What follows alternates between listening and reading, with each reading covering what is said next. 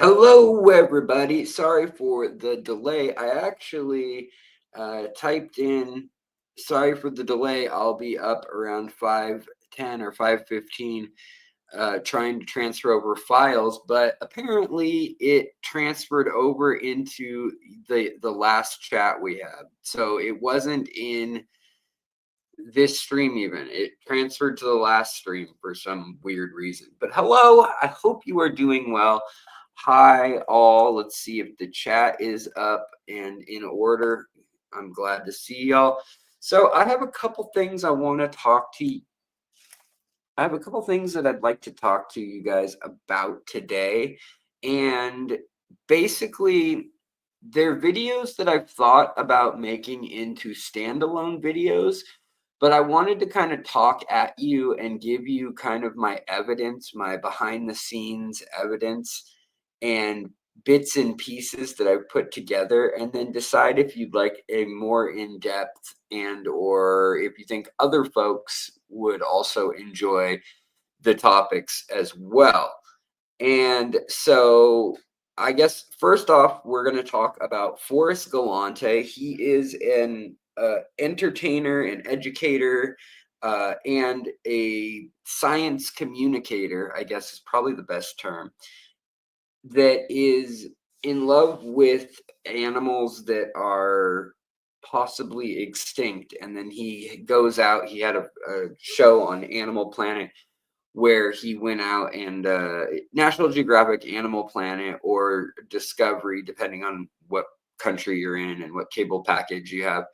And he would go out and then he'd find these creatures and he'd say, look what I found. They thought it was extinct the last 200 years, or they thought it went extinct 1,000,000 years ago, and it turns out it's alive, and look at this cool thing. And then he did film it, and did film him like wrestling with it, and if it's a bitey thing, it would be doing its biting. If it's a prickly thing, they show it doing its prickly thing, that kind of deal.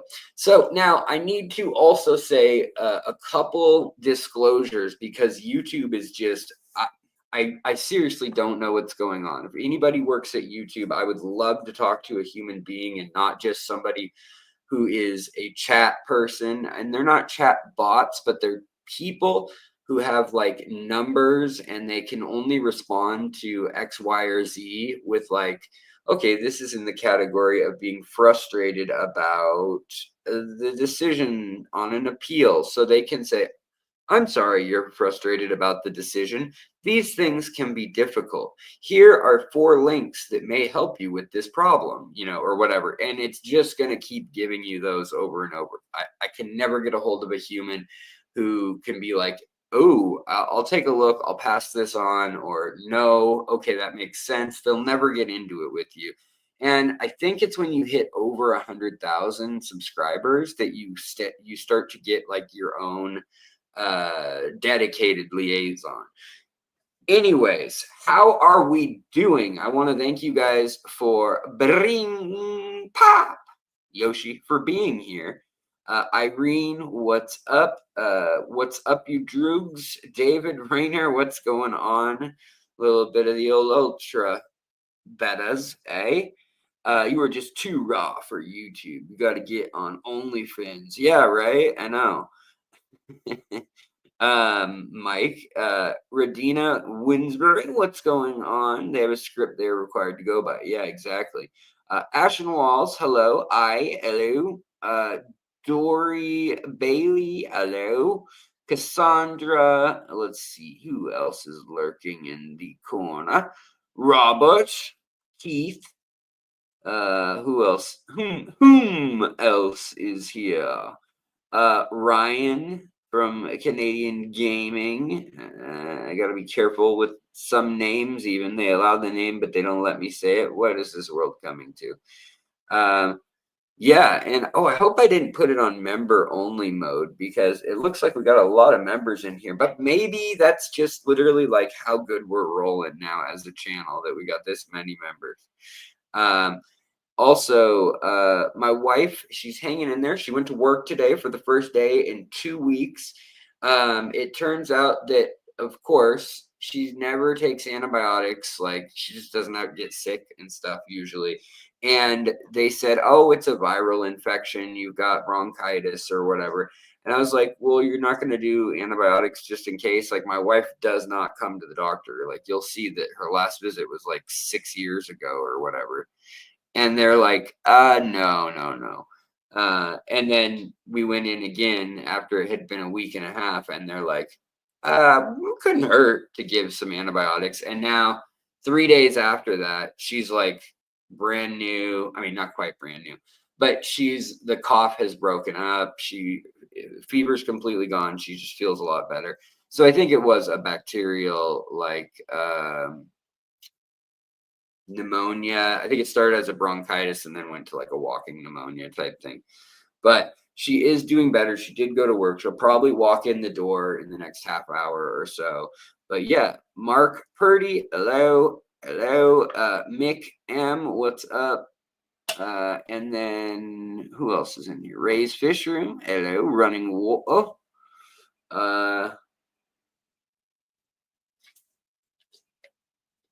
All right, guys. So let me just and Doompai. Let me just. If you hear noises, it's the cat. I had to take her in today. We think she might have a bladder infection, a UTI, and I didn't know that they did this, but I felt so bad. They hold the kitty down, and I thought they would use a catheter, that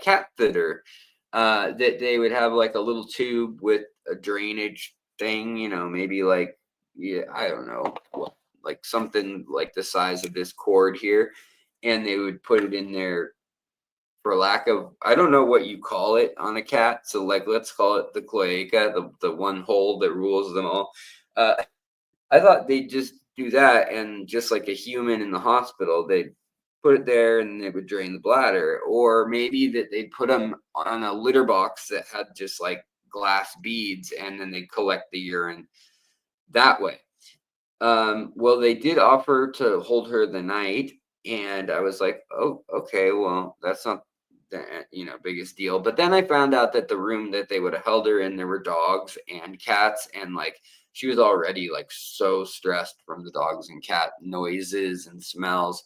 So I was like, okay, well, what's the other option? And they're like, well, we can use an ultrasound. And they had like this pretty, actually, it's literally the same GE ultrasound that I had them use at the clinic in, what's that called? Radiology, where they were looking for blood clots, arterial flow, and venous flow in my own legs not long ago. And they're using the same little echocardiogram or sonar. I can't remember what they call it exactly. But they're using the same little thing with the same visual interface and LCD screen. And they can see like, oh, there's the bladder, there's the lower intestines, there's the this or that, there's her ovaries. Wait, did they take out her ovaries? I don't remember how that works for the kitty, what all they took out from her. But oh, hi, honey, hi, baby girl. But they use this giant needle, like the kind that you would use for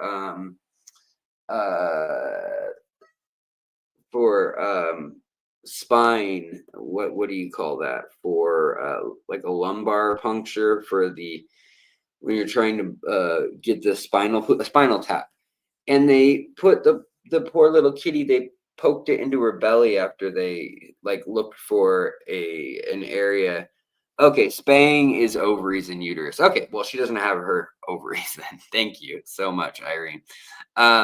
But yeah, it was like that spinal tap needle, the really long, like foot-long needle. And I was like, this seems like such overkill. I don't quite understand why some needles need to be that long, like, the special ones. But anyways, they do that, and they drew out like, I don't know, probably half a Coke can of urine from this poor little kitty. And they're like, that is a lot of urine. And she has that kind of expensive litter that's called Pretty Litter, that you know, they charge a little bit more, but it like the litter turns colors when different things happens. And as I understand it, when their alkalinity goes from basic or neutral uh, into alkaline, then all of a sudden the urine goes from a blue color, it's weird. It goes from like a yellowy, then to kind of a slight green, and then to blue is how it usually goes within a couple seconds. Well, it goes instead to just a kind of green, and it stays there if it's you know the alkaline, if her pH is high in her urine. So hopefully they'll get to the bottom of that, and they'll send us home or send us over some antibiotics soon. But anyway, she's still hanging out, running around here.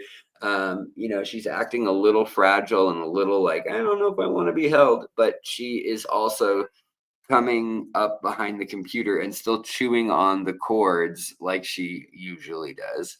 And if you see her, or if this screen like freezes and you know you see something weird glitching out, there's a good chance the cat jumped up onto my lap here and then onto the keyboard and just mashed something, because that's happened now 3 or 4 times. Sorry, guys, I've gotten the cough from my wife, but so far, knock on wood, nothing else.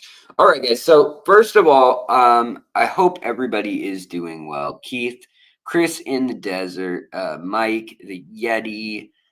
So good to see you all. Fresh water allure. Yeah, it was kind of like a biopsy, a kitty pee biopsy, a biopsy. Just one more fish. Hey, Alex, popping in to say hello. Oh, sweet. Hello. And pop, popcorn. Nancy B in Tennessee. Keith in 74. 6. And ow, cat just bit me for no reason.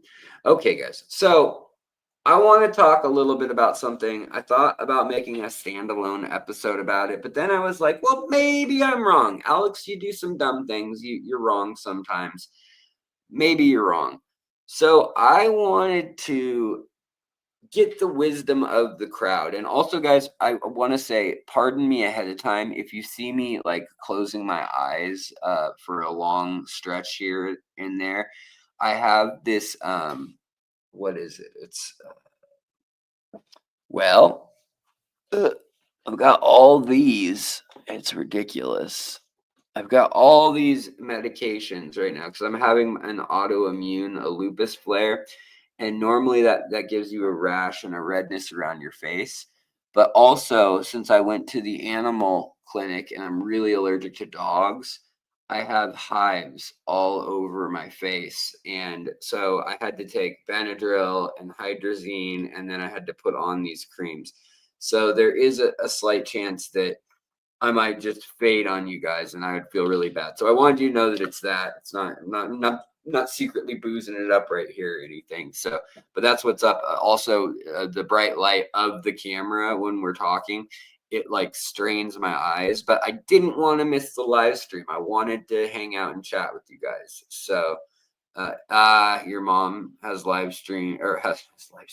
has lupus and gets a butterfly rash. I'm sorry to hear that. It is a real bummer. It really is. Tell her to hang in there. You know, it is a bummer. Yeah, Mike. Mike, where was he referring to? Let's see. Out of context, that is a creepy statement. What did I? Oh, bio. Found 2 yellow-orange cats someone dumped by our barn about 2 weeks ago. Oh, Charles, right on. Congratulations. Got yourselves some new kitties.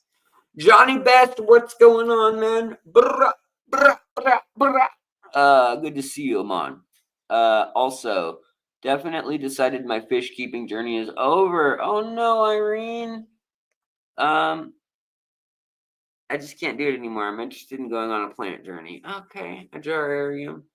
Well, yeah, I mean, maybe do like a one where it's just some fish you don't have to worry about much. Like seriously, some elosoma or some batis, and you drop a bunch of or no, get something algae eating, like maybe a couple little live bears, like one female and or two females and a male least killifish.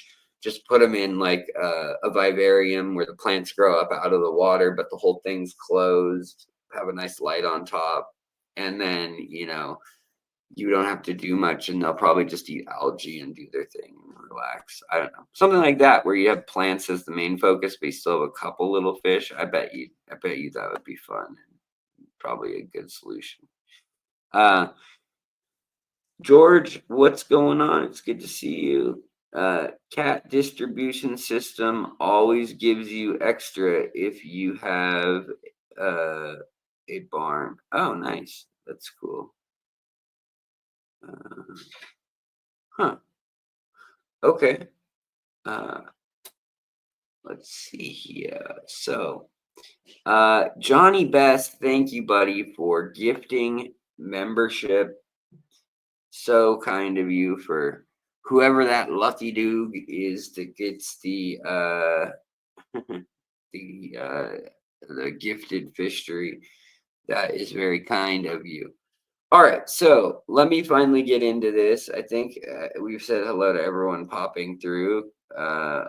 Cassandra says, I remember watching people drive down the dirt road in our yard and toss cats over the fence when you were a kid. Boy, that's did you guys take them in or something, and everyone in town knew that, like, I cannot provide for these animals that are my responsibility. Over the fence. Yeah, Weevil two of my favorite things. Yeah, when the dog bites, when the bee stings, two of my favorite things.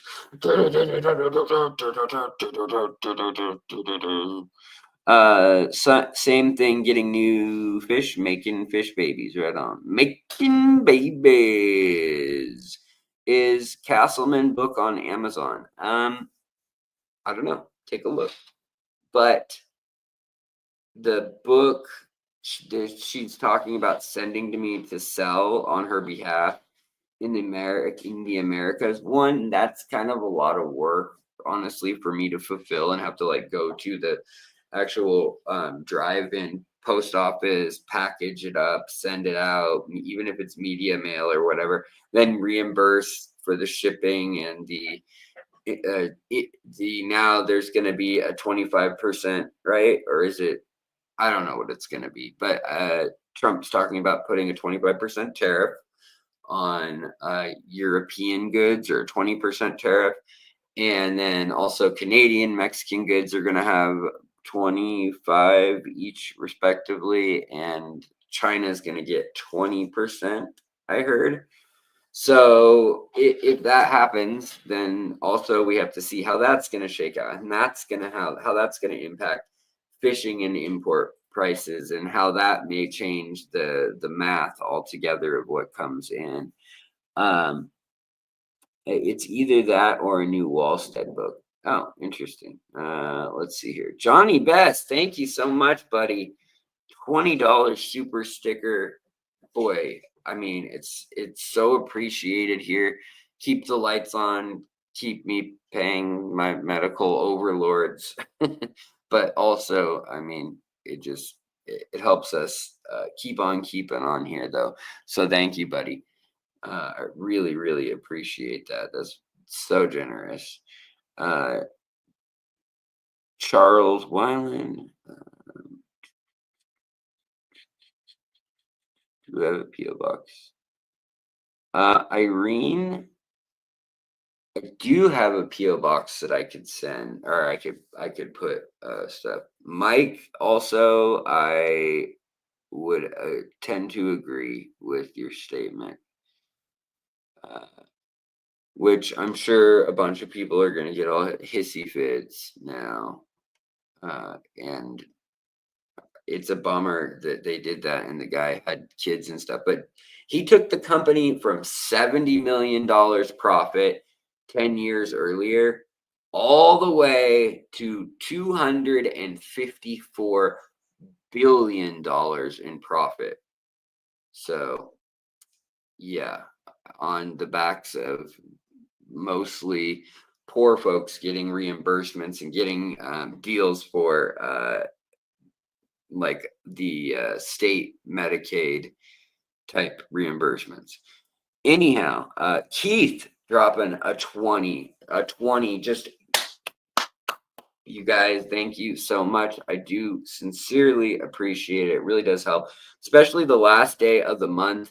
I don't expect it from any of y'all, but when it shows up, I mean, you light up my life like nobody else could ever do so, and I love you, love you, meow, meow. So thank you so much. They making it rain. I can't stand the rain against my window pane. I can't stand the rain. All right, guys, let's get to my first story that I photoshopped and everything. First, oh my God, I've already been streaming, honey. I had to give a recap of what Sumi went through today. And my Rovry Rife is right rear. Do the thing that monkeys do, honey. It's like Caesar in Planet of the Apes. All right, guys, check out more of that on our OnlyFans. It's only $40 a minute if you want to see more of a great ape hellos. That's what they do. They like this, which I always think is cool. Instead of like they don't dap like that, you know.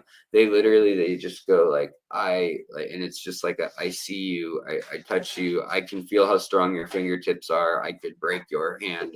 The big males kind of do a little more of a, and the females just kind of do a like symbolic one. But yeah, so we're gonna get into it, guys. We're gonna get into it right now. Let me pull up the stuff that I have. So Monkey Hands Running Water says, and Andy Carson, hello. If you guys hear that loud rustling, that's the bag of cat food, which the microphone just picks up like just incredibly well, as if they tuned this microphone to focus on bags of cat food. Very, very interesting how that works. All right, so presenting share screen, and window share. All right, so what we're looking at here, guys, Forrest Galante. I don't know if you guys know who this guy is. We'll make it big screen for a moment so you can feel my wrath. He can feel my wrath. I'm going to take him down today. No, but so he put up this big announcement. He said this was on his X account also, and a number of other places. But this was at 7:05 a.m. and it was January 31st of this year. And he said, Forrest Galante, extinct species back, baby. And a lot of people sent me info about this. And I thought, oh, very cool. I actually have known about this for about a year because I heard that some scientists found some and that this local tribe had been eating them. And somebody was like, where are you getting these fish? You know, some outsider that was there doing another ichthyology project that was an Indian professor, Indian over in the country of India, and was like, we haven't seen these fish in 85 years. Like, they've been extinct since the 30s. What happened to them? Where are you getting them? Like, they're very distinct, very pretty snakehead or Chana, as they're known species, and the species name is Chana amphibius. And you know, first described in 1840 on the Chell River. Species last recorded over 80 years ago. Despite searches and scientific efforts in the interim. leading most to consider this an extinct or semi-mythical creature. Commonly known as the Chell snakehead, this large and vibrant species, distinguished by chrome yellow to orange stripes, a bright neon patch beneath the eye, and the highest number of lateral line scales among all snakeheads of the area. So, a beautiful fish. And Forrest Galante says, "We are thrilled to announce the rediscovery." Then in another post, he said, "I am so excited to be a part of the team that is announcing that we have found this fish and we are bringing it back. The hobby, or not the hobby, the science is so thrilled to have it back." He's done a couple little episodes, even some shorts I saw on TikTok of it. Here's that beautiful fish yet again. But I want you guys to notice something. Oh, interesting. Here is something published the same day at basically, I think it was around 7 hours prior to him. So, like almost 1 in the morning, they did their post on zootaxia, which is a specific journal that publishes research done by ichthyologists. But moreover than this, what I wanted to show you guys is I decided to search because he was saying that it was his crew involved. And I was like, really? Forrest Galante has claimed to have found 16 of the extinct animals out there on his TV show and everything. And here you can see somebody has published an entire editorial scientific paper saying that this guy constantly claims stuff that's not true, and that he has damaged conservation biology by it. Now, is that a river too far to cross? Perhaps, but let me continue. So, the Chell snakehead, or the Bora chana, amphibious, like we said, it's large, it's from India, and they collected them and described them between 1918 and 1933, with 1938 being some of the last times they were seen. And then for 85 years, we don't hear anything about this fish. It's a very obvious fish. It gets over 2 feet long, like almost 3 feet long, and it's a big fish. It's, I don't know, 8 pounds or more. So what happens, like where did it go, is kind of a question on people's minds. Plus, like, it's very distinct looking with the blue on the head like that, and the yellow and the orange. It's a very bright fish. So when I looked into other claims he's made, he said that his grandparents were the ones who were also responsible for bringing back the coelacanth, or rather helping to claim that they, have found it again. Well, another South African journal in 2006, all the way back in 2006, wrote, "We don't know who this guy from Zimbabwe is." That's where Forrest Galante is from. But none of his family has anything to do with that. It's a whole different. There's another woman that did who found it for a fossil hunter, basically, that was comparing fish at fish markets, and they saw a similar one, and then she was told to go out and try to find it, and they were able to do so in the 30s. And then he somehow wrote himself into that story from his family. But here you can also see we got more stuff going on. This is another scientific, this is under scholarly journals on Google, scholar.google.com. And it says the damage Forrest Galante has done to conservation. And then this is the 2016, not 2006. They're talking about more of it, but they go on to say that basically none of the people that he's worked with, so all of these people, like where he says he's discovered a new species, the info's already out there, and then he drives there or flies there, gets a production company to raise money, goes there and says, wow, look what I discovered. And then he hires locals to go get the thing, and then he brings it to his hotel or whatever, takes some pictures with it, and doesn't do anything scientific with it other than maybe get the world to care about the kids, getting the kids interested in the topic, which I'm not saying that that's nothing. I'm just saying I think that you should disclose like the names of the people doing the hard work. So then I do more research and I find that actually those fish were first recatalogued in 2022 by a guy by the name of Mueller J, or Mueller J, I guess.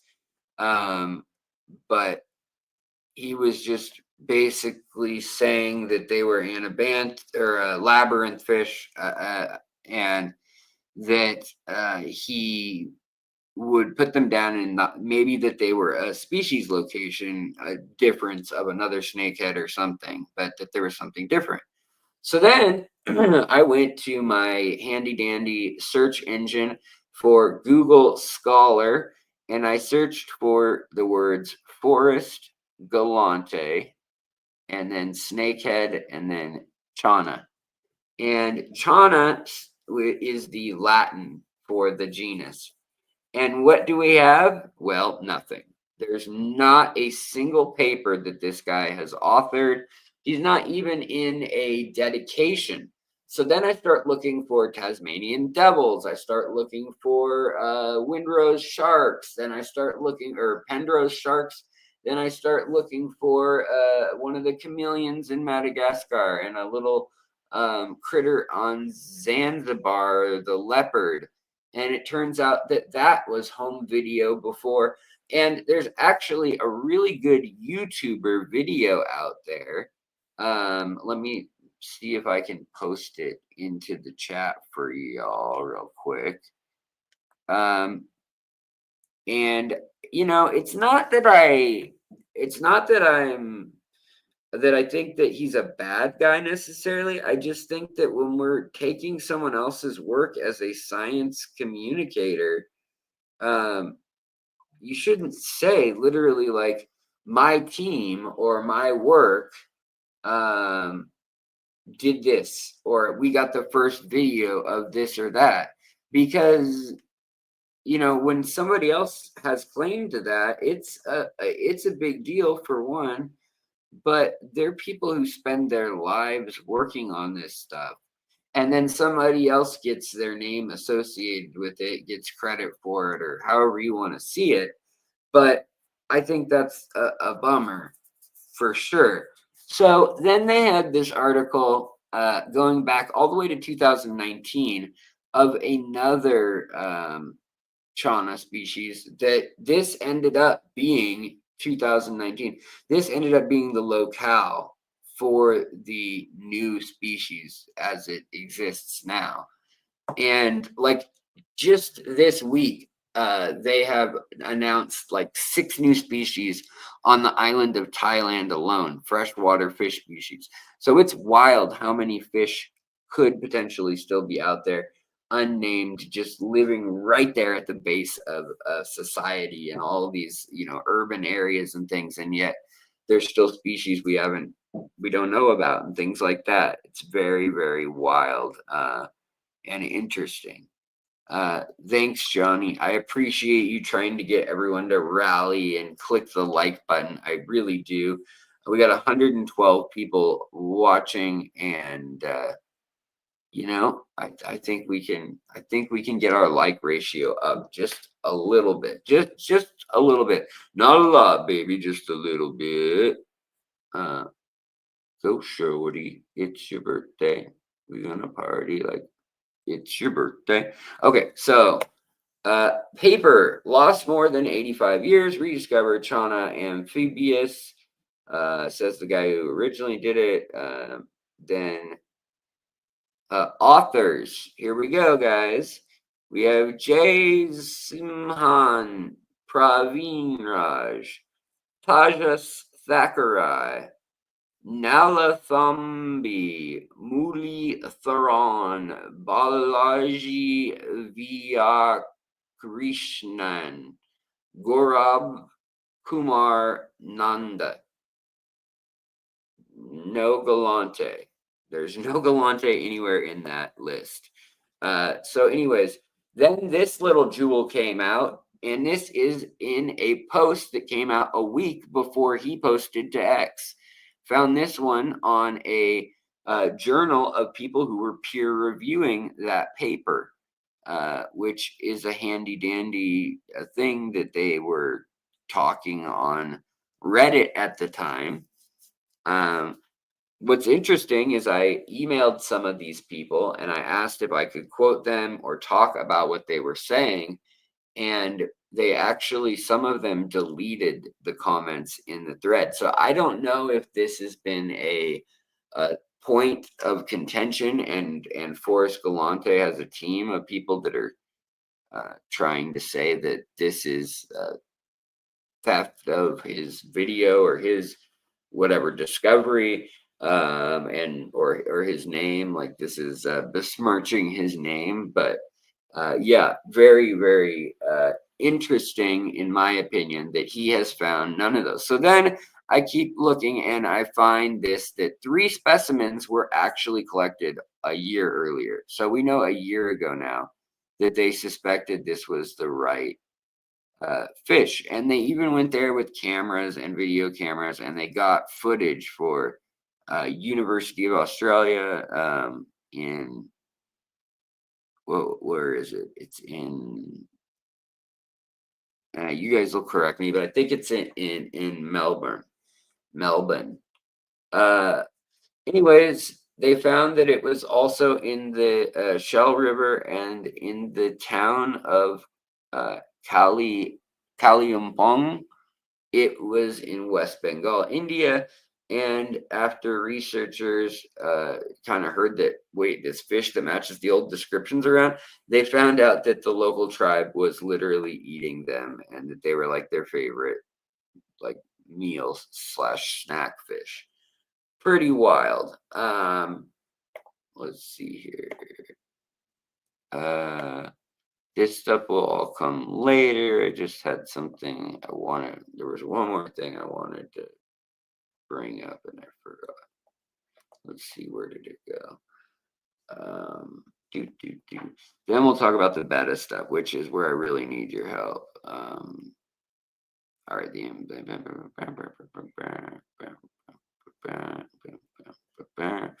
so I know also, you guys, that this is a lot of boring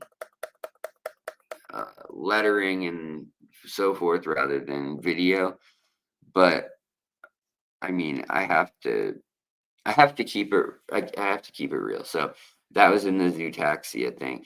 The other thing, though, was that in his film, in his show on Animal Planet, there is this YouTuber who came up with a guide to his episodes, and basically he was able to track down just about every single animal that he claimed to have discovered, or rather rediscovered, but he was not actually there at the time of that happening in almost any of the cases. So I thought that was interesting. And then the fact that people are calling him out now and saying that, hey, guy, you're not actually doing the work. You've never published a paper and you just have an undergrad degree in generalized biology. Yet people are allowing you to talk about fish as if, they're your specialty. And it's like, well, I'm kind of in the same boat in that archaeology and history definitely aren't fish. But, you know, it's I don't know what to say. I can't tell you what to think about the issue, but it is an issue of sorts, I think. Um, Anyways, so they all right, here we go. Where's the swimming one? Okay, swimming numbers. Okay, great. All right, so Now, let me make sure you guys are still with me here and that we didn't get any big questions. I don't want to. And Keith, again, thank you, brother, for that super duper chat. All right, so making it rain. Anyways, Forrest Galante, there's a YouTube channel that has done a really good video on it, and um, they went back and they looked at all of the things that have been found not to be extinct or that have been rediscovered, or however you want to say that. And out of 16 episodes of his show, 15 are confirmed to have been found within 2 years prior to him ever going to location. If he even went to location, because usually he would send us a camera crew and call it good, and stay somewhere in country, but not at the locale where they were filming. And like I said, it's good to get people excited about nature and biology and all that. And I think that's a net win. That's a net good. But it's also a bit um, of a reason to feel like you can't trust the science communicator, and that's a bummer, I guess. I think that's a bummer. Um, so all right, Johnny, thank you so much for buying more chat gifts. I mean, holy cow. Holy macrimony. Holy matrimony. Holy macaroni. All right, let me get my chat to reload. Mine's been all angry all day. Let's see what's going on. Man, I'm gonna have to. Sorry, guys. I'm gonna have to take down that bright light right in my eye. It is killing me with the steroid cream. Sorry.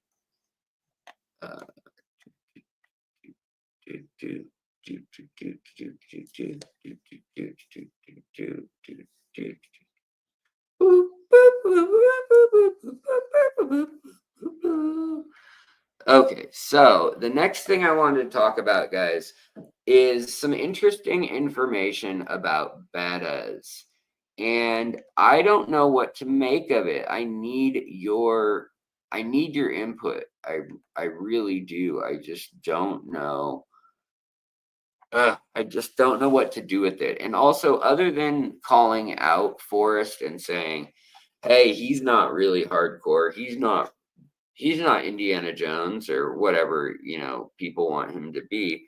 I just want him to say the names of scientists who have put their life's work into it that he then visits, and then like maybe he has one person interviewed on camera, and that person is the one that gets the little title under their name, but all the other ones don't get anything. And it could be like I said, their life's work in the region or whatnot. And I think that's a bummer. Okay, so where did okay, there we go. Comments.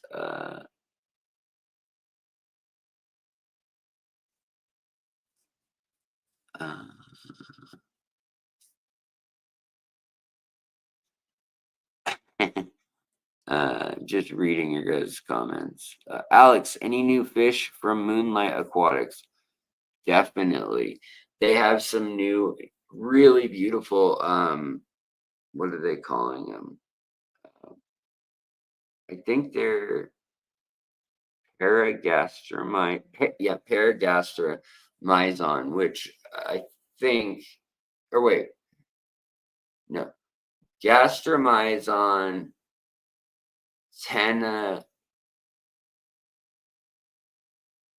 maybe or anyways, what it means is essentially blue-tailed zebra loach, and they're really pretty. They've been around a little bit the last year or two. I had them for a while. There's a red variety, ones some people call the Bloody Mary variety, and then there's that variety with the blue.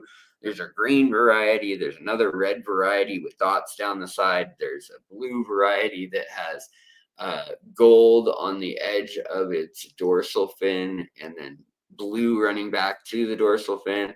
And then on the tail, it's all blue. That one, in my opinion, is the coolest one.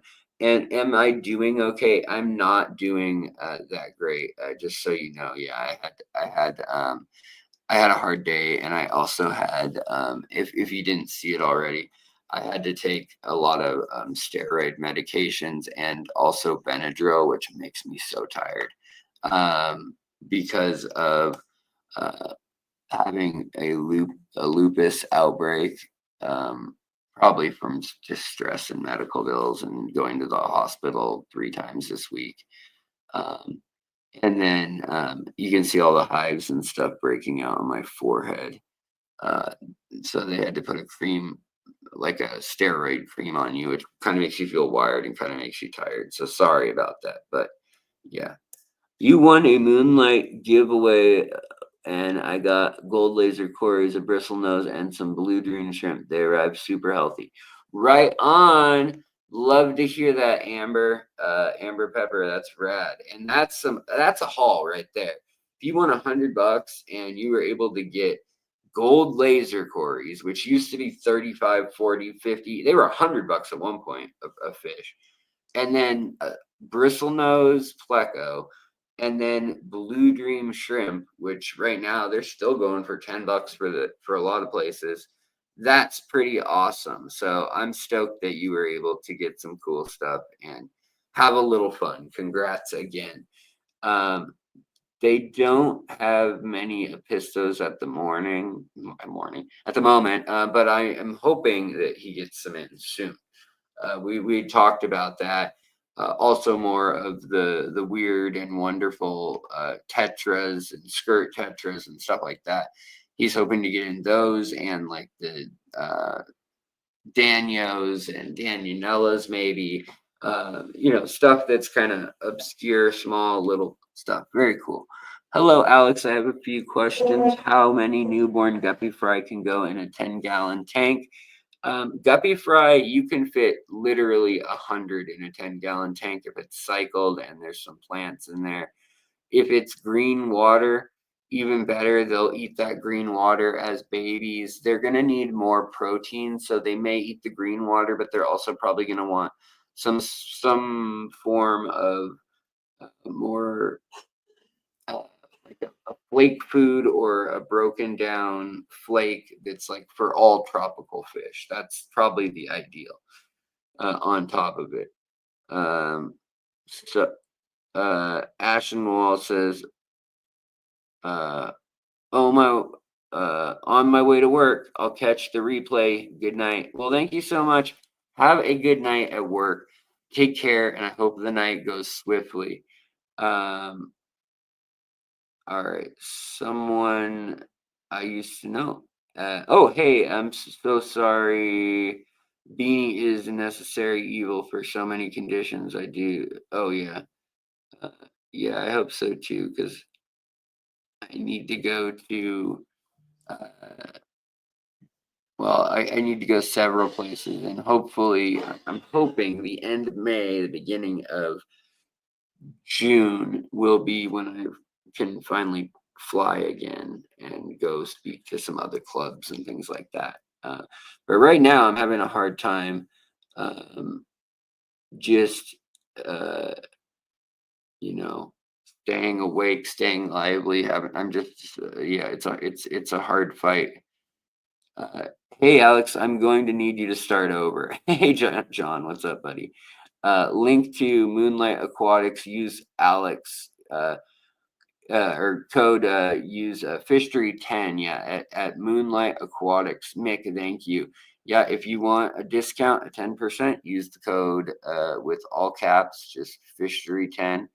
At Aquatic Arts, it's always FISHTORY 15. You get 15% off everything at Aquatic Arts.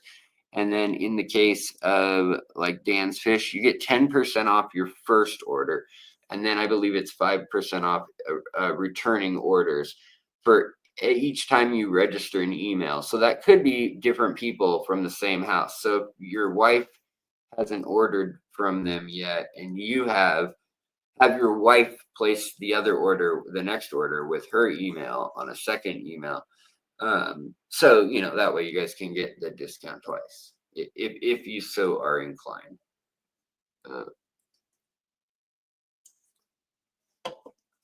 Uh, IAPLC. I don't know what that is. Let's see here.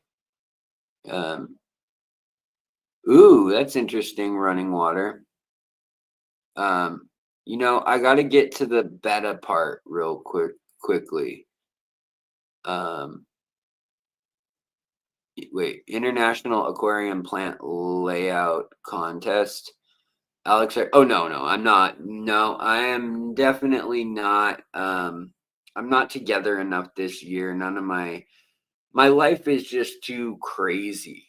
It's just too crazy right now. I'm having too many health problems. I still got the crutches, still got the like when I'm standing here, I have the crutches over here, and then of course the foot is still all wrapped right here, and all the way up to my leg. And then my heel, they had to amputate part of that right here. So like the part of your heel that you can see that the chunk kind of missing right here. They put this thing on all of right here, and it got too tight right here, and it got wet right on the heel, and they had to cut the callus off a half an inch, or it was like what it was 2 centimeters, so a little over half an inch they cut, so 2 centimeters deep into the heel, or into the heel from the outside, and then 3.5 to 4 inches, or rather 12.5 centimeters of like that around. So they basically cut a strip like yay big and yay thick out of my heel, because I was allergic to iodine, and they wrapped it wet with iodine, and they're not supposed to. It's in my chart. Allergic to iodine, blah blah blah. Anyways, I don't want to go back down the health bunny trail, but then then they also try to charge you $1,000 a visit for wrapping you with band-aids that are maybe $30 worth of band-aids and stuff, and they try to charge you about $400 for the band-aids, and then another 640, or no, 600, and I don't know, it comes out to like 600 plus another 200, and then you get the doctor fee, the copay, and the facility fee. It's just insane. Anyways, I don't want to talk about it, but my point being is, if I stopped doing streams every time there was a health issue, or every time I wasn't feeling up to snuff, I wouldn't ever stream. And I really also want your help with this. This is the big. So the Forrest Galante thing is basically, I will put up a link in the community tab of an excellent video that they go literally every 16th episode. And it's kind of sad, because I liked that channel. I liked the code for Dan's Fish, Mick, is just Alex, just capital ALEX, lowercase at the rest, or you can do all capitals, but the code is just Alex for Dan's Fish. Also, there's a link that is like an active link sometimes, and I don't know what determines what country people are in, or what if it's something like that. But yeah, there's something having to do with that determines, I think, whether you can just click the link or whether you want to enter the code. And I think it's just that they don't have the code for people who are out of the country, because you can't order anyways. So they don't want the code to be like, they don't want to tease people, essentially. I think that's the thing. What is the Forrest Galante drama? The drama is, he's saying that he and his team discovered this snakehead that was extinct for 85 years, But it turns out for 3 years, there's been photo evidence, there's been video evidence, and now there's been a team of researchers that were there for the last 2 years. They've got video of it, they've got measurements of them. They have over 80 individuals that have been tagged or identified and had their metrics all written down. And Forrest, the day that the Zootaxia, which is the journal that focuses on things that are in nature that are newly described species, and it's fish, but it's also, other animals, reptiles and small mammals and things like that. I don't know what their criteria is fully, but they basically just they show up, and he says that he's doing it. He says that his grandmother and his grandfather found the coelacanth, and that they were the ones in South Africa that helped lead the expedition, when it's well known that it was another woman at the time who already people have written, biographies on this gal, and she was kind of a firecracker of a person, and so she's well known for that. Yet he keeps saying these things, that he did this or did that, or that this leopard in Zanzibar, that he's the one who's proved this or that. In a lot of videos, they don't prove anything. They just find DNA or inconclusive DNA, or whatever. But the whole point is that in his show, which is Extinct or Alive, on the Animal Planet, Discovery Planet, or Discovery Channel, or the National Geographic, I think are the three, that out of the 16 episodes of that show, which honestly I found pretty amusing. I mean, I like people like Jeremy Wade and stuff, where it's not strictly all science. It's also excitement. It's eye candy on the locations and the nature and all that. But I really like a lot of them, and a lot of them will go to these places. They'll say, "Hey, our team documented the this fish that hasn't been seen in X amount of years, and we helped out by this or that." But that's not at all what's going on. It's like he's just taking a whole bunch of credit for it. And so that's a bummer. But there's a new video out where they have put all the yeah, he said they found the coelacanth. Yeah, that's almost funny, sad to say. Yeah, it was 1933 or whatever, 1934, when that all happened. But yeah, he said his grandma or something did it, not him. Anyways, what temp do you keep those new Sulawesi shrimp? They're probably gonna like hotter water. Not necessarily are those lakes always hot, but they tend to hover around like 82 or 84 a lot of the time, because they're very shallow and there's a lot of plant growth, and the sun kind of radiates on there's a lot of algae that's grown up recently, and it's really changing the dynamic of Lake Poso or any of the lakes on Lake Sulawesi in the marsh area that are connected there. There's a number of fairly large lakes for the size of the island, and different species keep moving along, different routes and stuff. Let's see here. Why is this not updated? Okay, guys, so here let's share now again real quick. I want to talk to you guys about bettas. So there was new research that just was published talking about how bettas have been the most mistreated fish in the hobby ever, yada yada yada, yada yada yada. And the thing that is frustrating to me about all of this, where is it? Okay, so we've got these like headlines here, like "Life in a Fishbowl: Space and Environment Enrichment affect behavior of Betta splendens. So let me make this bigger for you guys. Okay, yeah, there we go. And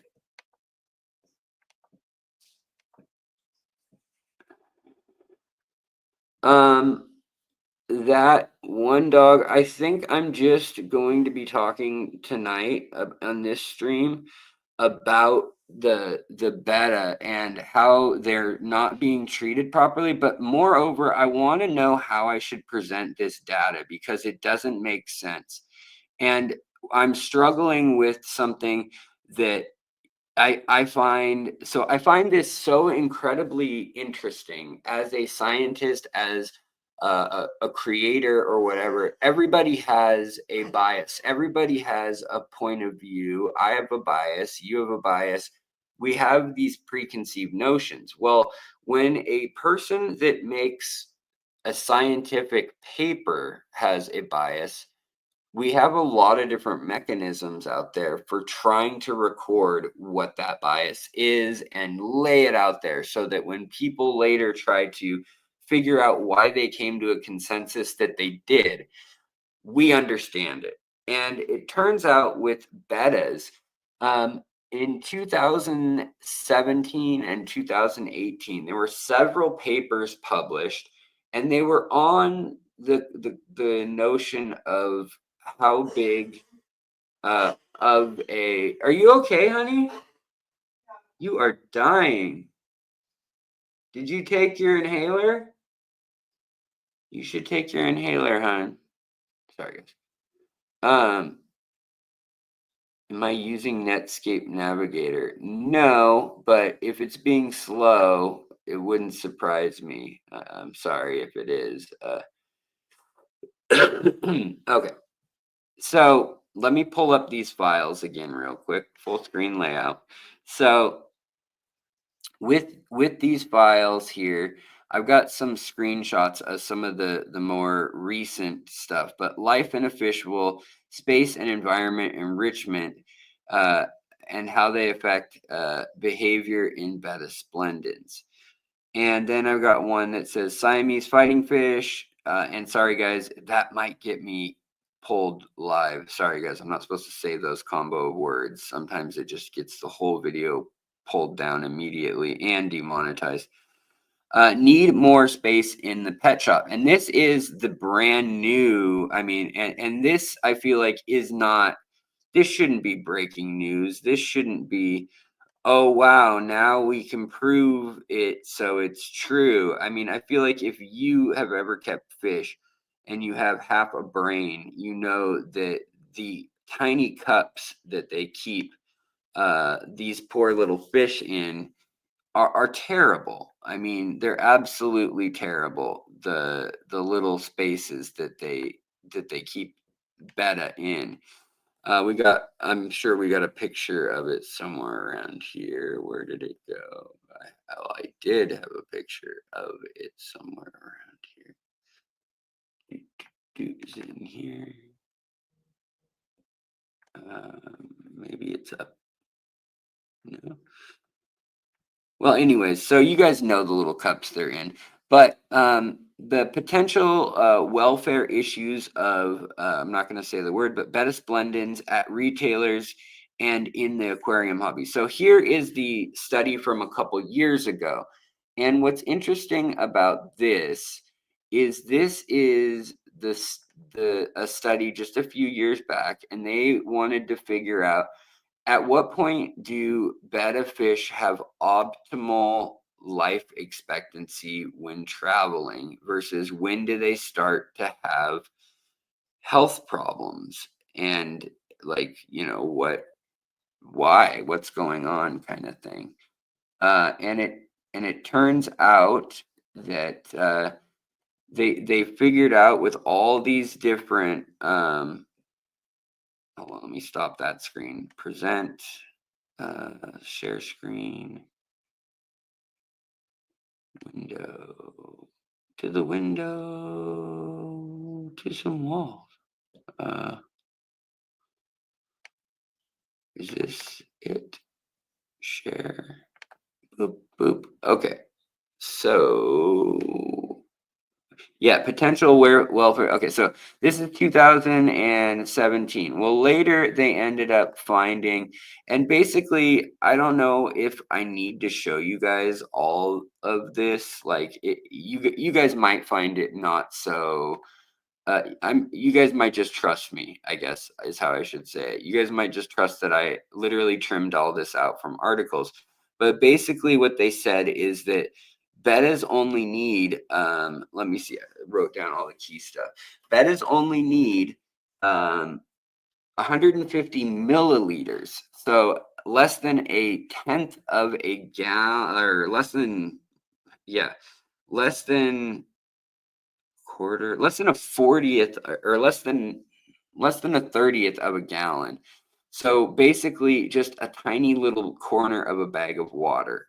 And all these files, I always link them in the Discord server. So anybody who has $2.99 can become a member, and you can get access to all my research that I do for my videos. And I do this kind of stuff for pretty much all my videos that aren't just top 10 lists and whatnot. Like, there's always going to be a bunch of research, and a lot of times I'll just add the citation. But a lot of times you get my actual notes like this if you're a member and you're interested in any of this. That's what Discord's been great for. But they thought that they knew that bettas were like what was a good condition for a betta. And then now they want to know, okay, so now we've established that bettas needed to be shipped better, and now we are shipping them better. But when they get somewhere, yeah, it's crazy when they transported bettas in wet newspapers in the 80s. I know, or wax containers, or like those little cones that like you drink Dixie cup like water out of with the wax. Also foil, or they would take an entire like tube of cellophane, and they'd put one fish at the bottom and tie a knot or twist the bottom, or take a lighter and burn it, melt it as like a plastic lump. Then they'd put water in that. Then they'd twist the next one above and do 2/3 air, 1/3 water. And each day they'd make a whole new hanging kind of stocking or curtain of bettas to hang in the stalls in a lot of parts of the world. And then they literally will just cut you off the bettas that like from wherever they are in the chain, and reseal it and put them back in each day or whatever. It's kind of crazy. But anyways, so this goes all the way back to 1975, and this was one of the first studies done on bettas. And this guy wanted to know, Goldstein wanted to know, if you put bettas in a 2-meter long L-shaped tank, so each arm of the L is 2 meters long, and the entire size is 850 liters, which, I mean, it's pretty bonkers, but it's somewhere around the fact that you've got a 225 gallon tank, and then you got an L shape. So in the wild, they've done research, and they found that bettas actually live, that there's one betta for every, or basically there are 2 betta males in every 1.7 cubic, or not cubic, but squared surface area of water. And that water could be anywhere from 6 inches deep to a foot deep to 2 feet deep. But what matters more than the volume of the water was the surface area of the water. And they even decided that the bettas needed plants, rooted vegetation. They needed the same trees. They wanted to make it exactly like a real tank. And they put these bettas together. In fact, you know what? I'm not even going to put my notes up now. I'll just talk to you guys. It'll be way quicker that way. They put these roots in this rooted area all the right plants. They put bettas together, and this was more space than that bettas have in the wild. And they put like 3 or 4 females in there, and then 2 males. And the males still found each other and fought. And then they put 8 males in this big tank, and they saw what would happen. And the bettas still found each other. The 2 or 3 most aggressive males would get into a giant fight. 1 or 2 would become deceased. I'm not at all supporting this YouTube guidelines, people. I'm just repeating the educational context and the science behind how we know what is good and how we should treat bettas. But herein lies some of the issues. So they come up with these numbers that a betta should have 1.7 square or meters squared of surface area in the water to claim as its territory during the wet season. Now, during the dry season, there might be dozens of bettas next to each other with less than a few square inches of surface area on average for all of the males. And what's interesting is that bettas, in the sense of betta splendens, as Annie just said, is that bettas don't exist in the wild really anymore in the betta splendens form. Now they do, but let me rephrase that. Other than a small and rare population in Thailand, most betta splendens are actually part betta imbelis, part betta mahachiensis, part betta stictos, part betta Siam ornamentalis, and betta. There's another one that I'm drawing a blank on right now. And that's because humans have crossed them for over 1,000 years. And your average betta has been bred so many times, they think it's at least 700 generations by looking at their genetics now. And we know that over 1,000 years ago, there's reports of different people raising bettas. Now, at the time, bettas were used for betting and gambling. But in early history, for 800 years of breeding bettas, they were used for wrestling. They would curl up with one another, and one would tire out and then submit, and it would swim to the bottom or swim to a top corner and just kind of gasp on its side and say, like, I'm done, I give up. And then the other male would take off with the females and mate, make their nest, whatever. And that male would then no longer be a threat to fighting with the other male. And they figured out this in captivity. They figured out by watching this that essentially, no matter how many bettas you started with, no matter how big of a tank you had, and no matter how much how true it was to life, if you put real sand and gravel and plants and bugs and micro and macro fauna, the bettas would still find each other. The males would, in even a swimming pool sized tank. Even when they tried it in a literal dried out pool in Australia, at the University of where did I set the spelling of that place? Macquarie University, under Dr. Caleb Brown, they found that the males found each other and they would fight. And so there is new research that was just published, and it is in a magazine called the Magazine of Animal Welfare. And one, I think there's a bias there. If you can't spot it, that's a little bit too on the nose for you, perhaps. But it's the museum, or it's the magazine of and journal of animal welfare. So right there, the whole point of it is to show, oh, these animals think they need more care, they need more space, they need more rights, they need more whatever it may be. And yet on the form where it says, what are any of your biases, the guy checks none, and that there are no confounding issues with why results could be swayed or changed or different.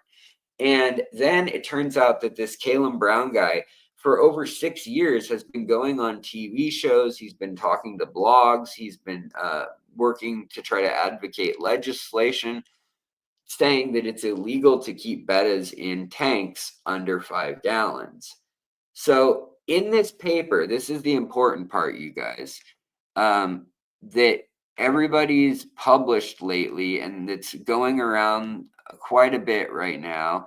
And all your betta loving people, your betta, your foaming at the mouth zealots of bettas, right?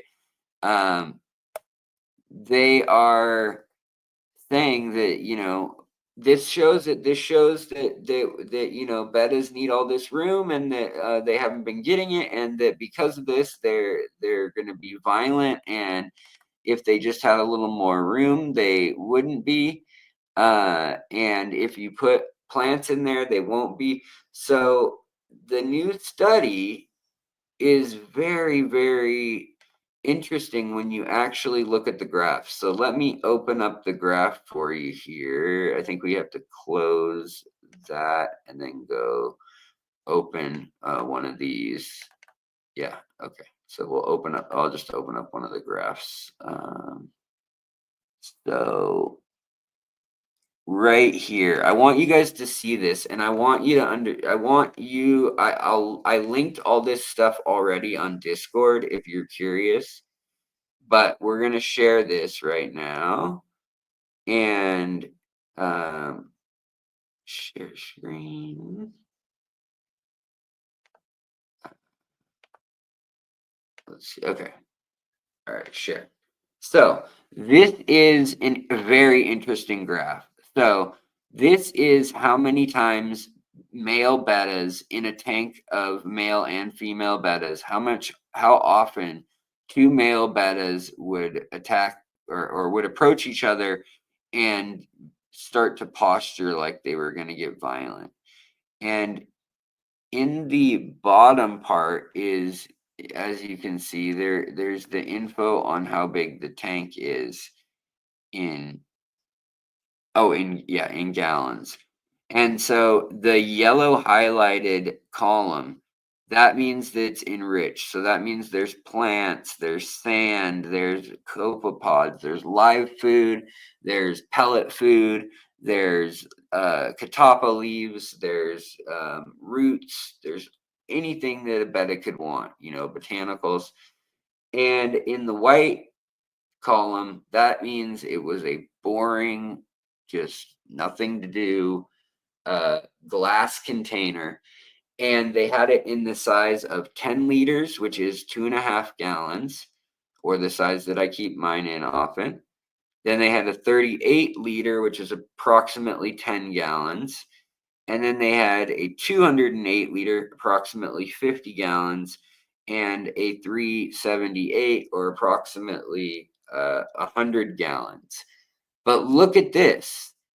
So the amount of approaches by males at each other, yeah, okay, it's 0.6 when in a bare tank that's only 2.5 gallons.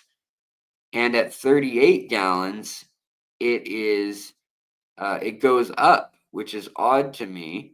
So they're more willing to approach each other. Maybe it's because they have room to run away, enough room to run away if they approach and they decide, oh, I'm going to get beat. And so maybe that's why. But then look at this. With all the most room, the bettas approach each other the least. However, the death rate did not change whatsoever. And so the bettas still passed away and fought each other. And then what came to me, and this is what was really interesting, is that they started studying, where is it here? They started trying to look at the behavior, and they were saying that, like, if a fish is swimming, that's a good sign. And so they rated things like time swimming, like right here, displays per minute, proportion of displaying, and then let's see here, approach, number of swimming bouts. So this here says how often the fish were swimming. And they said that, oh, when fish are swimming, it means they're exploring their territory.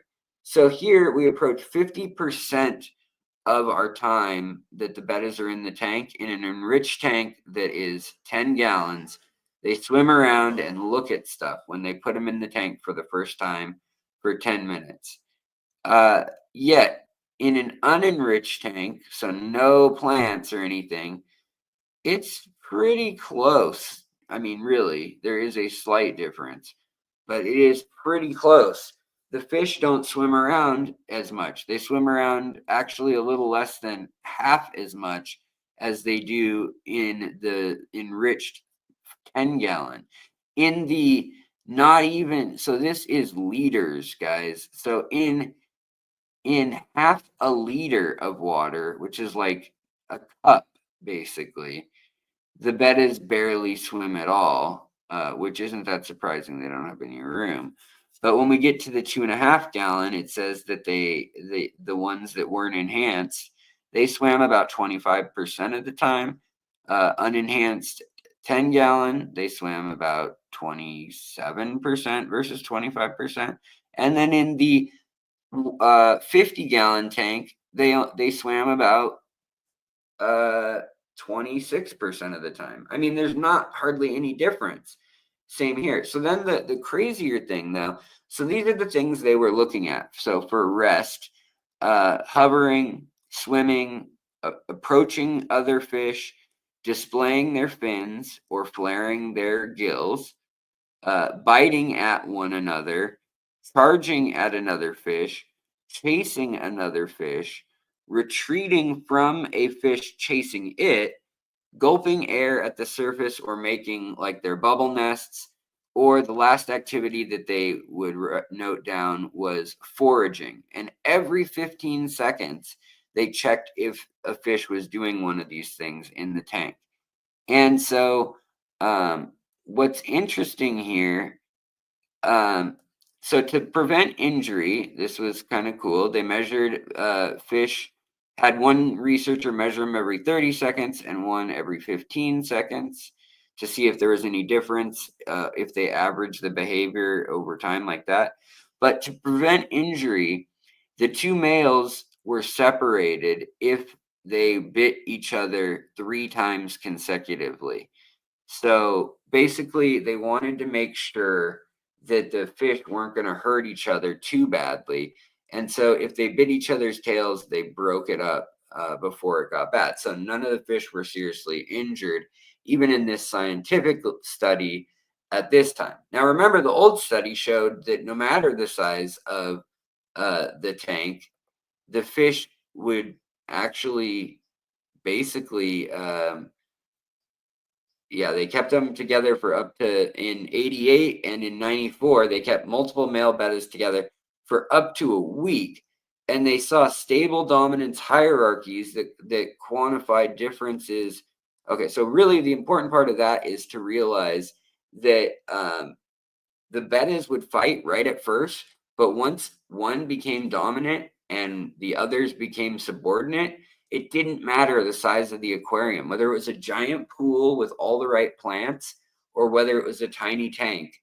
They had to establish their pecking order. And once they did that, there was no more violence for up to 6 months in many cases. And the fish were able to have, as long as they had basically 11 gallons of water, they were able to also have a whole harem, and there was no fighting that ever happened again between the bettas. So what's interesting, though, with all of this, too, was that, where did it go? They also, can I find... Yeah, even a very large aquarium cannot guarantee peaceful cohabitation between two males. But, so that sounds like you can't put two males together ever, right? And it sounds like that's just that. That's just life. And sorry to hear about you ever wanting to keep bettas together. But what I wanted to show you guys was another quote from that study. Did I lose it? Where did it go? So care guideline. Well, so yeah, in the wild, here's that note from earlier. In the wild, male bettas coexist by forming territories at a density of 1.7 males. I'm sorry, not per. So it's actually much tighter than that. It's 1.7 males per every square meter of surface area of water. So in 3 feet by 3 feet of water, or whatever, 90 centimeters by 90 centimeters of water, and say 30 centimeters deep or a foot deep, whatever, half a foot deep, there are almost 2 bettas in the wild in the wet season when they have all the room they could ever want. And so that means that they are saying that 9.5 to 11 liters. And so that's assuming that it's very shallow water. If you do that math, that's assuming it's only 3 inches of water. But that's what they would be like in the wild. And in the wild, so here's my whole point is, well, they had a stable community after the males fought. So the big tough males fought, and the weaker males basically never even had to fight. They got flared at, they got charged aggressively, and they backed off, and that was the end of that. Same with the females. There's a few mean females that take over, that get access to the males they want, and the majority of them fall in line behind that female or queen in a sorority. So is that wrong? Is it wrong to keep fish in conditions that are just like the wild? Is it bad to keep them in the wild if they end up harming one another? Are we supposed to say that they have a better quality of life when they live longer at all costs? Or should we say that they have a better quality of life when their life replicates the way they'd be in the wild? And I think there's certain things like, for instance, parasites. We can say, well, it's not a certainty that all bettas will get a parasite, and that's a negative thing that impacts the fish's life, and there's not really an upside to it necessarily. So I mean, what does it mean when the betta might live 5 years if it's the male that doesn't fight for first place? Should we allow those bettas to stay in the gene pool and just be pacifists? And the other thing that they didn't mention, that I thought was very, very interesting, and I was trying to find it, guys, here. Where did it go? I'm trying. Okay, so it might be within this folder. Hold on, guys. I'm sorry. So it might be within the folder I was looking at. Do do do do do. Do do do do do do do do do do do do do. All right, let me see if I find it here.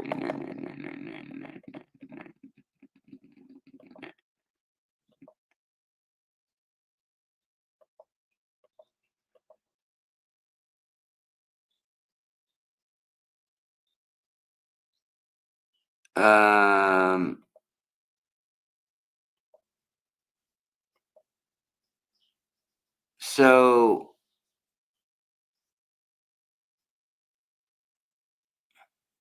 what's interesting, okay, so here's the next thing I need to show you guys. This is the big what the heck, why are they lying to us in the write-up of the paper? Maybe they're not lying to us. Maybe this makes sense to you guys, but this doesn't make any sense to me.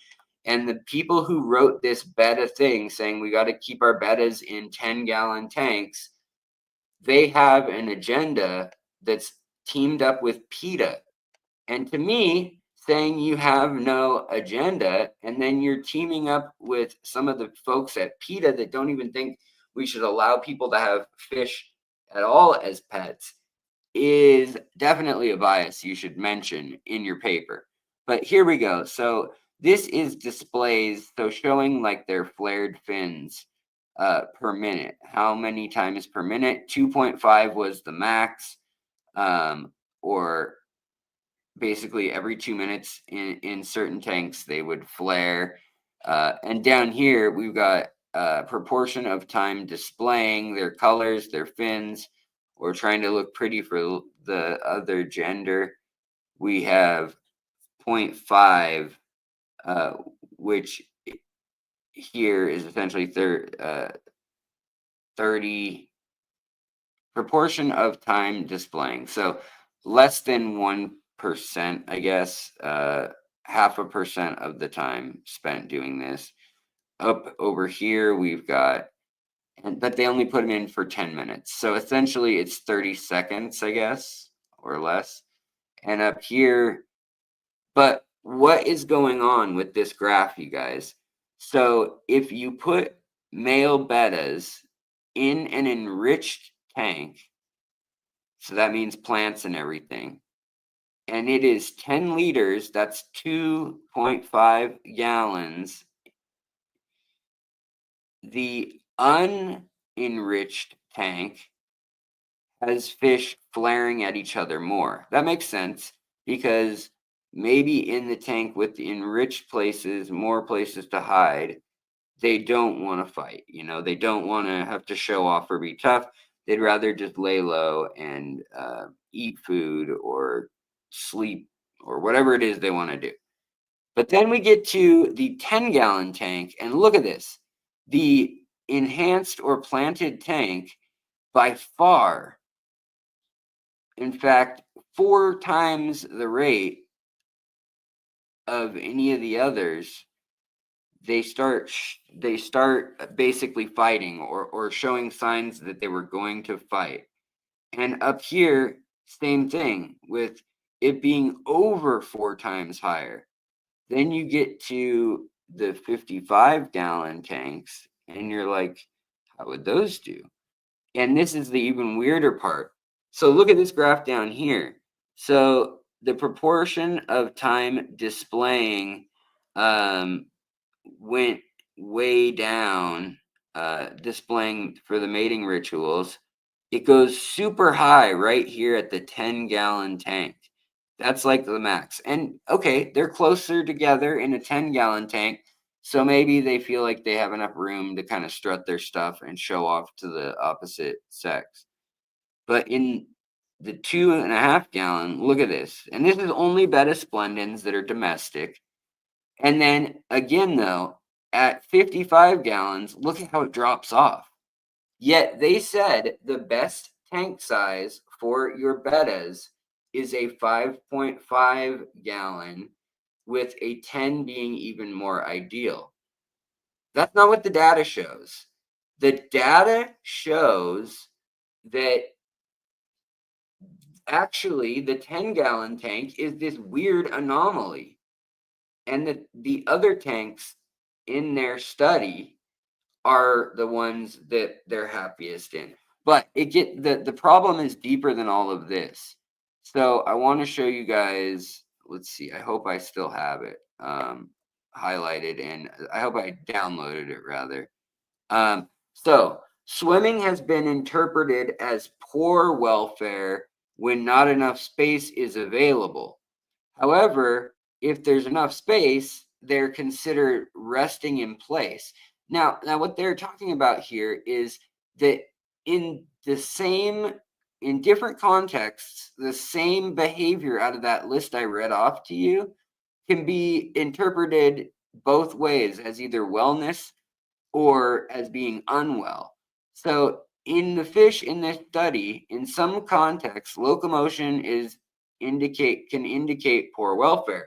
Just like in large mammal carnivores, so like a tiger or a lion at the zoo, if they have a small cage, they'll pace back and forth. So if you were looking at them, you'd consider, oh, they're swimming, or oh, they're walking around. And you may say, oh, that's good. Well, they're saying that if it's a small cage, then it's not good. If it's a big cage and they have a whole area to run around, then it's probably really good that they're walking. But who gets to decide this? So at what tank size did they make that calculation? And they don't tell you in this. And then the other thing that I thought was very odd is, bettas are not strong swimmers. They are reported to spend time sheltering beneath rocks and plants. In contrast, when our bettas were placed in a large aquarium, they spent more of their time swimming, more than half of their time swimming. But confined in a bowl reduces swimming behavior in males. Fish spent less time swimming in small bowls than they did in larger aquariums. So they're just assuming that when they don't swim in a small bowl, it's because they're hiding. But maybe those bettas are fine. Maybe they wanted to be under a leaf. And the fact that they only have a 6 to, what would it be? A 6 to 36 foot range that they consider their territory. And usually they have around an attack range of about 6 to 9 inches in which they guard their nest. So who's to say that that is not just normal behavior? So I don't think you can deduce that from that. But it gets worse. It gets way worse in that they also hope that they show. Did I not clip this? Let's see here. The worst thing though that I saw was that they. Let's see here. The worst thing that I saw, okay, I forgot to clip it, but they said in this study that if the bettas were found to be aggressive out of the 64 bettas in holding tanks, that they added them to this study. If they were found to be too peaceful, they removed them from the study because they didn't want to throw off the data. To me, it's like, well, wouldn't you want to select peaceful fish if you're going to put them in a tank altogether? You're not going to be picking your meanest fish to try to put together. And so, to me, this study doesn't prove much of anything. But I just wanted people to look through it. And I'm trying to decide, like, how do I present this information and organize it? Because it's a lot. There's a lot of different studies that kind of overlap and they refer to each other. And every study that's been done, there's kind of 4 sizes of tank, and there's either enriched or not enriched. And basically, you see that in some studies, the bettas swim around more, and scientists say, oh, yay, they're swimming around more. In other studies, they're saying, oh, they're pacing. And it's really interesting that in some of the studies, they literally said, we took out all the peaceful bettas and all the super aggressive bettas to give us an average. And it's like, well, in betta world, you guys already just said that there's the dominant ones that'll either literally fight sometimes to the end, unfortunately, within the first 10 minutes. And then after that, the rest of the week, it's peaceful in the study. After 1 or 2 out of a group of, sometimes I saw some papers where they put 48 together in a 55 gallon. And they were able to have like 12 males together, but 2 or 3 of the males would fight each other so badly in the first few quarter periods or 10-minute periods that they would no longer live. They would get injured and they would not be there. But after that, whoever was the big king betta that was in charge after that, he only very rarely had to flare his fins, and all the other males knew, oh, he's in charge, don't even try it with him. So really there were 3 types of males. There's the very domineering male, then there's the middle level, And then there's the ones that won't fight no matter what. The ones that are like, I'm chill, I'm not going to fight no matter what, I'm just going to back off. And the ones that just back off lived on average 4 years, whereas the males that fight lived 1 year and the ones in the middle lived 2 years. So what's a better quality of life? Fighting to the death in the first few minutes and getting all the ladies you could dream of, looking like the flyest Betta in the pond for a year, but then dying because the next young stud the next year is going to dethrone you? Or is it in the middle where you might win, you might lose, probably aren't going to try the king, but maybe you can get some scraps in the middle? Or is it best to be the one that lives 4 years, twice as long as the guys in the middle, and ends up living, 4 times longer? So if we're talking about not being injured in our care, if we talk about living the longest, being the healthiest, then we should obviously be caring for those the most. And that's what I find interesting, is that do we really need to quantify like that? So Spinster Sister also, I'm so sorry this took so long, but I want to thank you so much for your super chat. That is really, really kind of you. And, I saw you on Dan's stream the other night as well. And I love Dan's fish. He's absolutely the best, most ethical fish retailer I know. He's furthering the hobby, and I know it's expensive to buy from him. So I tell people, if you don't have a lot of money to spend on fish, spend just on your breeders or your starfish, not your starfish, but your angelfish or your gouramis or whatever's going to be like the star of your community tank. Those two, that pair, or those 3 or 5 fish or whatever it is, buy those from Dan's. They will be guaranteed to be healthy and happy and incredibly beautiful. And then if you need little schooling fish, don't go to Petco or PetSmart unless you truly know how to medicate and treat all sorts of parasites, diseases, and ailments, and you're going to quarantine. But that's when I would go to like Moonlight Aquatics or a local fish store or your local auction at your local fish club, something like that. That's where you're going to get your mid-level fish, is there, and from a trusted source, from a source where you haven't ever seen ick, where you haven't ever seen issues, and where they seem to be culling and not allowing the genetic issues to compound and get worse and worse after time. Made your first Dan's fish order yesterday. Congrats, Josh. If you want, use the code Alex if you didn't get a chance to, or if you use someone else's code, Bob Steenfots or Aquarium Co-op, more power to you. But I just thought I'd throw that out there. Get that code at least, though, for there.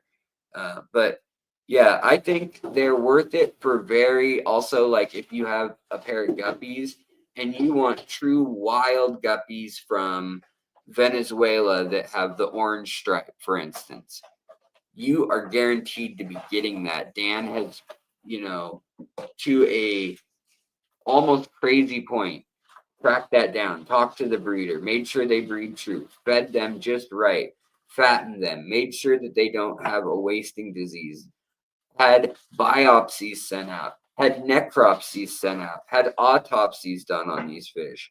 That is your top-notch fish. But granted, it's really freaking expensive for his fish for most people. Then places like Moonlight Aquatic, you can get a zebra pleco for $119 there without the sale. Then use my sale, get 10% off. Aquatic Arts, that's a great place. Another one that I like, the Wet Spot Tropicals. I don't have a discount code with them, but I would shop there still. I've gotten a few things that were sick here and there, but most of the time their stuff's pretty healthy, and they get rare stuff. Also, I will say Imperial Tropicals, don't have a code to them, but I toured their facility. Absolutely top notch. And yeah, I mean, that's what I was going to say. But yeah, shrimp, dirt cheap at Moonlight Aquatics, and Chang is a great guy. He's a young guy. He runs the shop. He runs the website. He's there every day. He lives in his shop. He goes and picks up at the airport. He goes overseas and leaves his dad at the shop. I mean, that guy is working nonstop, and he's getting really good and learning from Dan and learning from Corey. And Corey bought all his moon or blueberry snails from him, and now they're at Aquarium Co-op at the store selling those that were bred through him. So I think it's just kind of cool to see the older people in the hobby and the younger people in the hobby, and then the really skilled, like lifelong hobbyists, when they start to overlap and all agree on places to hang out. So, guys, I just want to know what you think I should do about the Betta topic, about the new study, because everyone is billing this as, yes, science finally validates that Bettas need to be put into a 2.5 gallon tank. And to me, I've been saying that. It says a 5 gallon's even better, but a 2.5 gallon is the minimum for long-term care of Bettas. But then it also says that there's no more fighting if you put a group in there after the first initial fight, and that they took out all the violent fish for the study in some cases. Other cases, they selected violent fish to counter the peaceful fish to get an average. And then in other studies, they took out the violence and the peaceful fish, so you don't even have a real representation. And in some of the studies, they said that they think that the domestic Betta, the Betta splendens, is so corrupted as a genetic creature, and it has been taught to wrestle to the death now, and selected for that stamina, selected for that propensity to just be deranged and angry, that they think that is overriding everything else, and that, you know, it's not worth talking about. Can you breed a nice Betta or a kind Betta?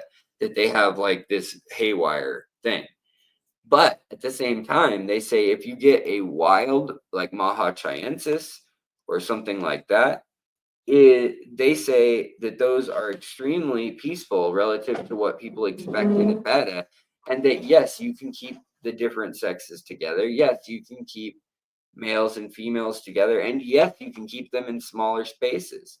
So I don't think the study really says what the founder or what the owners of the studies are saying, the publishers of the studies are saying that they are.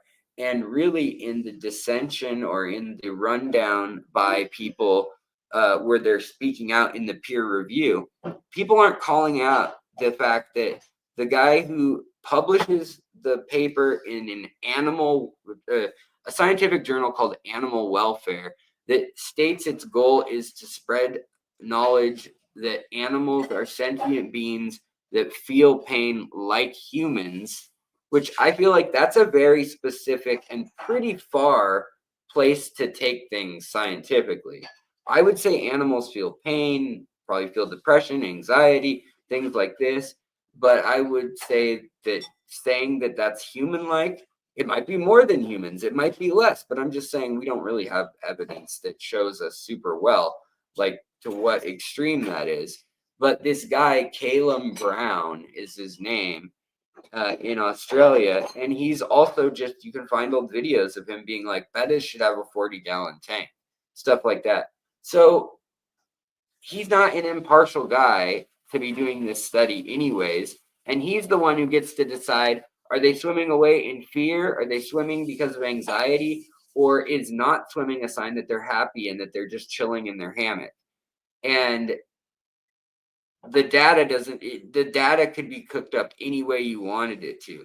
So I wanted to say that, you know, basically that's what this is a good lesson in, is that if you have an agenda, you can cook up the data. And that's why it's so important for us, especially now with the internet and the fact that we can access these original papers, that we can do so. Now, the last thing I'm going to leave you with, because I know this has been a long one, but the last thing I'm going to leave you with is that there is a paper published in the Discord, in the documents section of the Discord. If you want to join and read all these things, please feel free to join us. The link to the Discord may not be up to date, so just message me if it dies all the time on me. Like every 7 days, it crashes again, and I have to find a new link. Anyways, if you want to be a member, let me know. And you can come and you can check out our whole library and all of our cracked files. Normally, those would be $30 or $40 to read these articles. I talk to the author, I get a free copy, and they say it's okay to post. Just don't post it publicly on your channel. Post it to your members, and that way, 100 to 200 people are going to see it at max, not 80,000 potentially. So the last thing I'm going to say is that I put a very interesting study up, which was put together, and it talked about this new tetra and how it already had a name and it was already found. You can't join on a cell phone from Discord. No, you can download the app once you have an account on Discord from your phone, but you have to sign up on a desktop computer. If you sign up on an Apple computer, you will then end up paying $1 more a month, even at the cheapest level. Basically, you'll pay 33% more every month. So if you paid the highest member level you can be of $25, you're going to pay $35 through the Apple store, and 10 of that just goes to Apple right off the top. If you go through the Google Play Store or the Android store, or download from the Discord website, I believe is how it works, those all on a desktop are going to be, the $2.99 rather than paying $3.99 and $1 goes to Apple. So don't buy it through Apple. Yeah, exactly. Robert Bennett, when I mentioned that PETA was involved in some sort of way, yeah, that's nothing impartial or random at all. It's really sketchy. So then the next thing I was going to say is that the Bettas, we're not talking about them, we're talking about the tetras. So this tetra had a synonym, has another name. So they found one fish and they said, hey, this fish has been extinct, just like Forrest Galante and the other fish. Oh my gosh, we found it alive, and it's all the way 600 kilometers from where it supposedly was in the 1930s when it was discovered. And it turns out that this fish actually is probably the same fish. They compare it, yada, yada.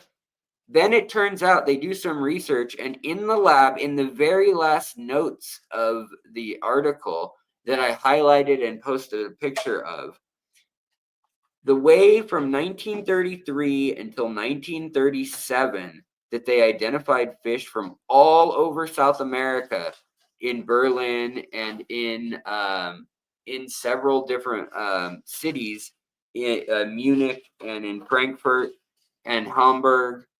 You had all these ichthyologists naming tons of tetras and tons of fish and bringing back just tons of tetras in the 1930s because they have, electric heating and cooling and pumps and all that stuff now. Finally, they can keep the hard to keep tropical fish, and they're doing so.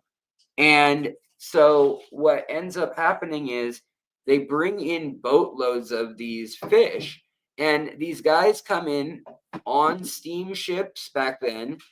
A few were still doing hops by plane, even as early as the 30s, but it was mostly steamships, and they would put them on a steamship and they'd take them to the coast of Africa, then they'd take them to the Azores, then they'd take them to like the Canary Islands or Spain, and then they would take them by ground or by aircraft a short distance. So it's a crazy journey these little tropical fish were making in the 30s, but they're making it in these things called German cans that were actually invented in America. Talked about it in the past.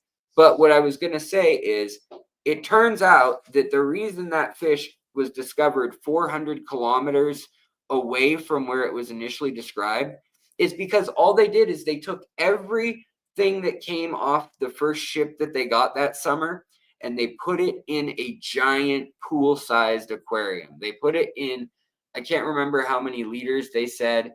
I think it was something like 2,500 liters or something, right? So it's like a 600-gallon like kiddie pool kind of thing.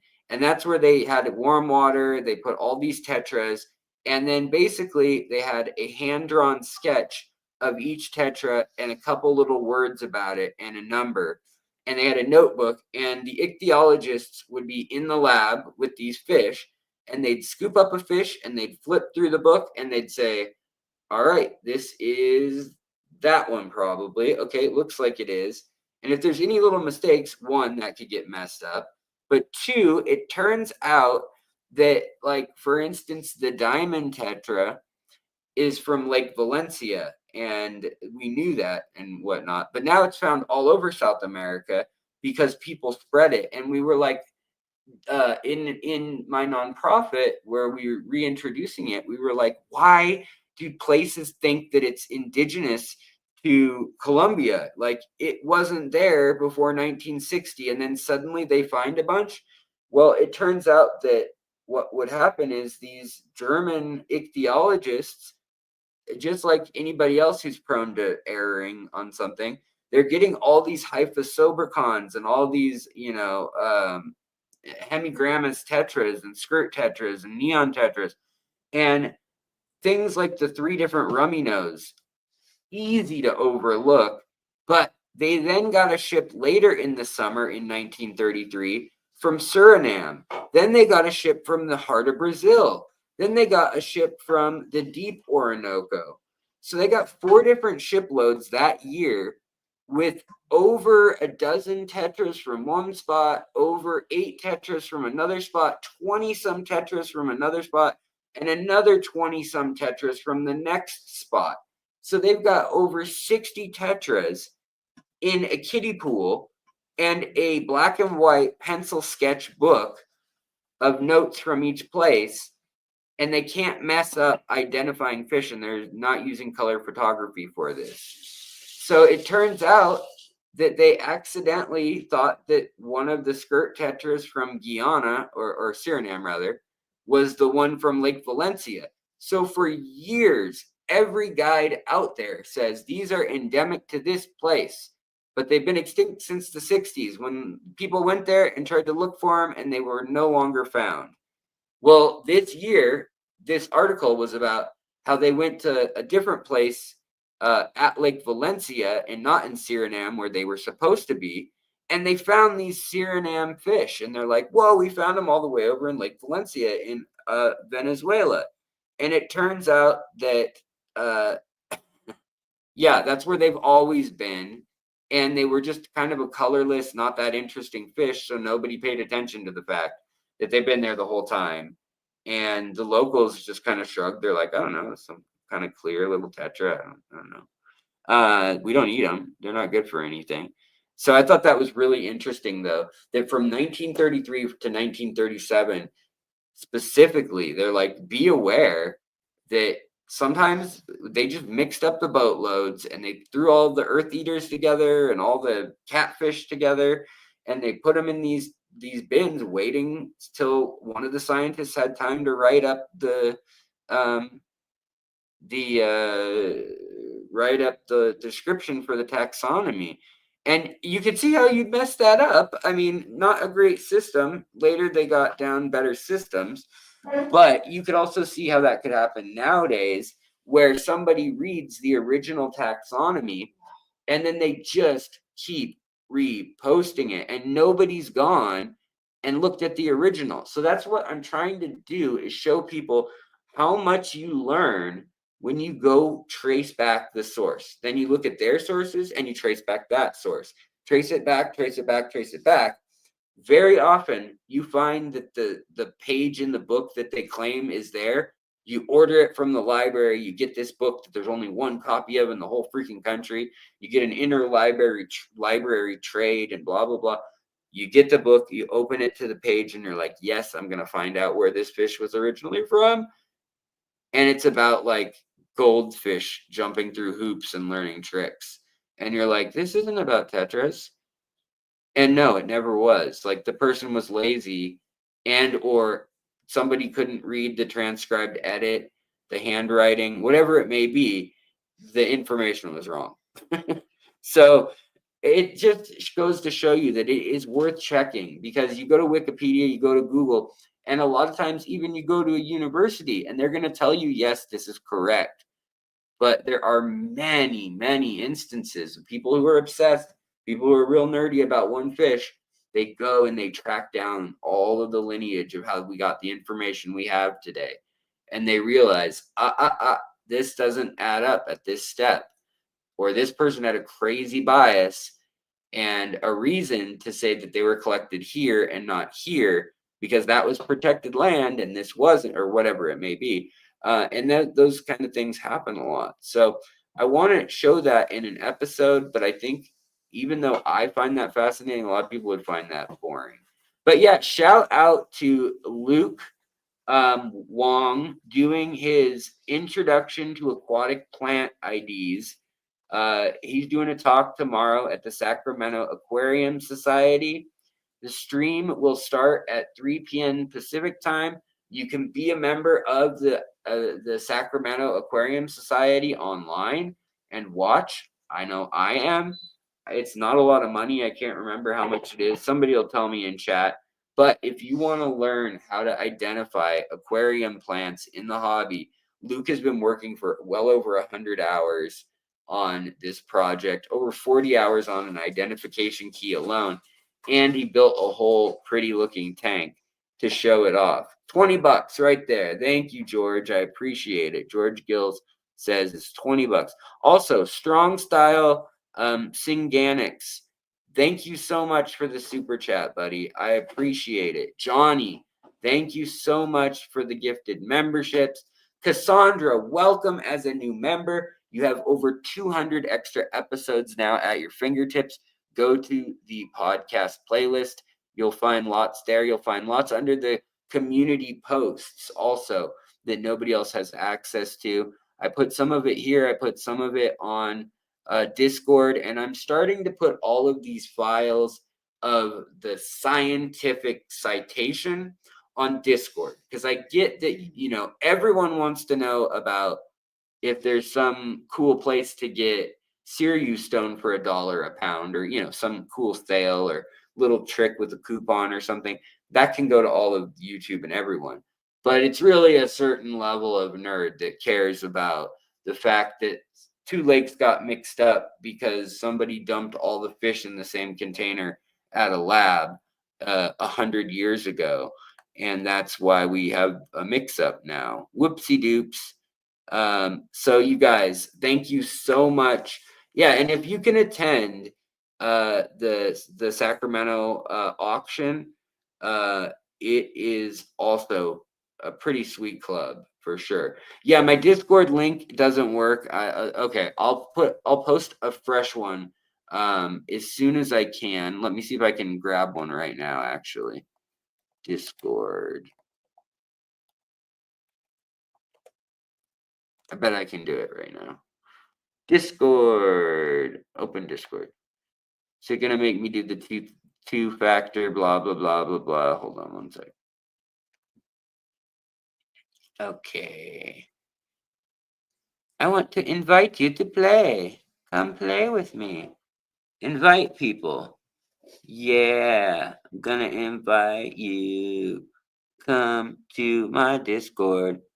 Dun, dun, dun, dun. I don't want it to ever, ever, ever expire. Never expire. No limit. No limit. Generate new link. Copy. Okay. I keep saying this. I keep saying generate new link, copy, and it never does. But like it never lasts forever. It always dies in a week. But boom. Try that right there. There should be a viable invite to Discord. So guys, I got to get going. I hope to stream again soon. This was really great. Thank you guys so much for all the kind super chats and things. It's a really great way, honestly, personally, to tell you, to end off the month when they kind of end the pay period for me today. So this is all in great timing for me personally. I mean, always is a good time to give. I appreciate it, but even more so right this moment. So thank you. It is you guys don't need to give, just being part of the community, watching, sharing, engaging, sharing interesting, new, cool stuff you're learning with me. I love it. Even if I've already seen it, don't feel afraid to send something my way. Like, I love when people send me stuff and I can be like, "Oh, no way. Yeah, I saw that."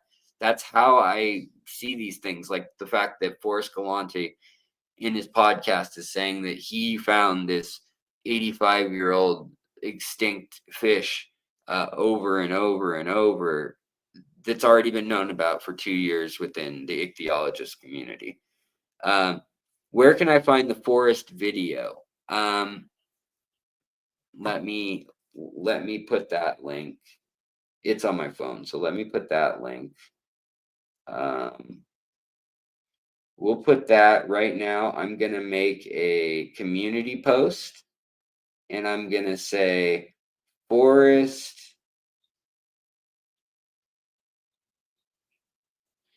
Galante IP theft, because he also took people's photos and things, which is a real bummer. And video in some cases when he said he'd like shout out their name or whatever, and then he didn't, and he just recorded it off a cell phone. This guy goes through some of it, but there's been more if you dig. It's pretty sad. Including scientists who are like, we didn't ask for much. We said he could come and, chat. The dude doesn't have a PhD in anything.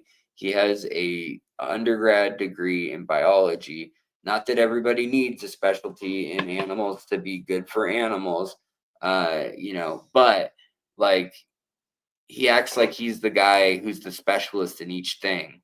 And it's like, nobody can specialize in all those things. Let's see. IP and finding once extinct animals. Is it all a fraud? All right.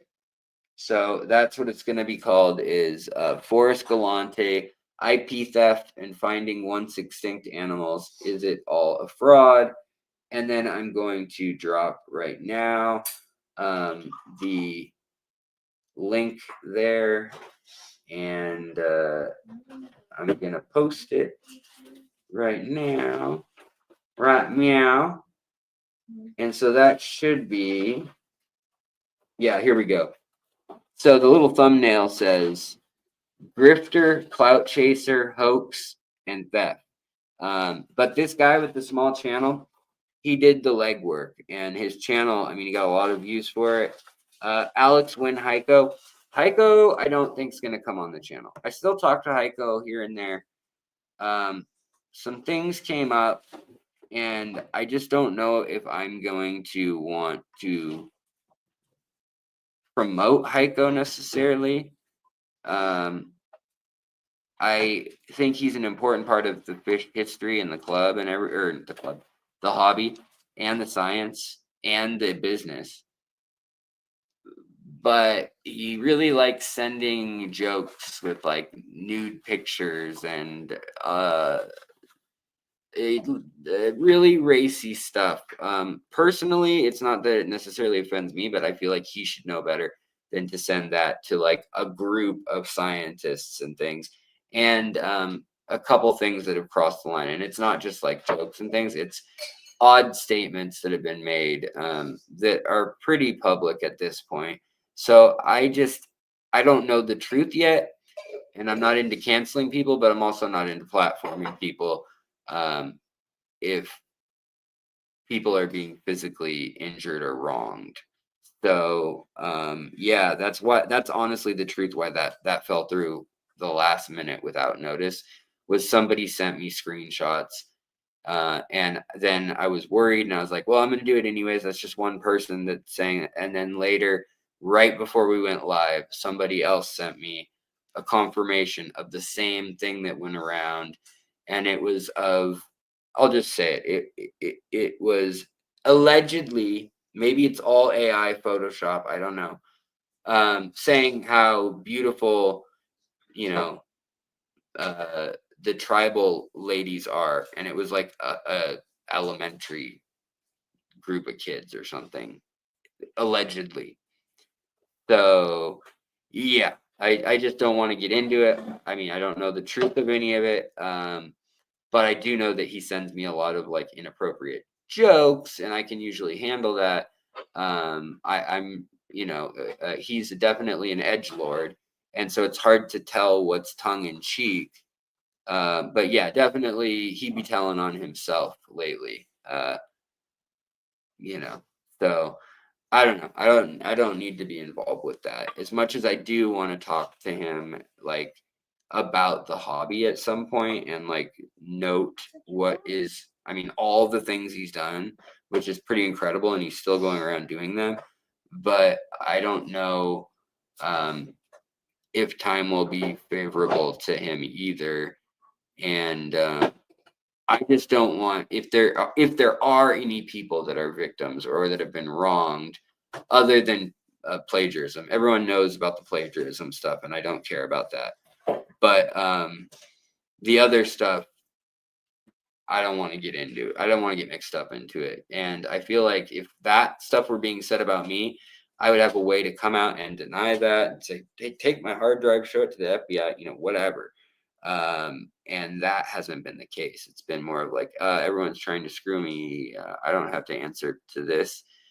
And then more people come out. So I don't know. It's all allegedly. I'm not going to get into any more than that. I probably already said way too much, but that's why I'm not doing it. So guys, I'm going to sign off for the night. I got a crazy cat over here. It's chewing up some little turkey feather thing I gave her. And then my wife cooked dinner, and it's ready for her, and I think for me too. Can you find out about the fourth Paracharodon? Paracharodon. Yes, I definitely can. All right, you guys. Mike, do you have me on Facebook or email? Just hit me up and remind me about that. I know other people who know about that too. But I wanted to know all about he found a postciliata supposedly. So related to the guppy, or swamp guppy or endler on the Pacific drainage in Peru. There's never been any found on the far side of the Andes. So if that's really true and it's wild, it's not just feral, that would be incredible to find that he found that. He sure seems to find things kind of like some other people that we talked about earlier today, where they seem to be in the right place at the right time. I mean, a lot of people go their whole career and never find some amazing thing that was all thought to be extinct, yet every trip the guy goes on, there's like 5 new species, according to them. I think a lot of it's locals just being like, here, yeah, we'll show you. And just the fact that science doesn't have the money to go a lot of places. So if you can fund the money, if you can build the mystique and the character and the ego or vibe and kind of like mystique around it all, then you can go a lot of places. And there's a lot of things that people know that they've worked hard at, they worked their whole life at, and you can just take that from them, and they had no platform. And if you have even just a slight one, you can then take it and make it your own.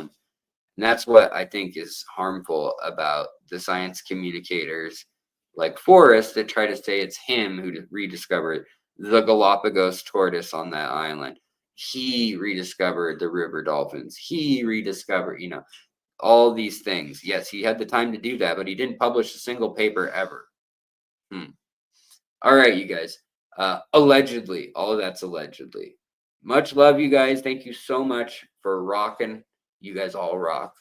And you know, a gathering stone rolls no moss. I don't know what that was going to be. It came out as half Spanish and all gibberish. Uh, so Kent AJDK, buddy, thank you so much for the Danish. That's Danish kroners?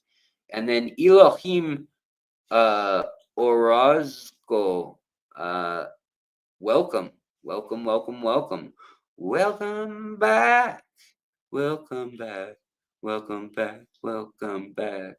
All right, you guys have a wonderful night. I'll see you later. This Pep's for you. All right, take care, guys. Bye.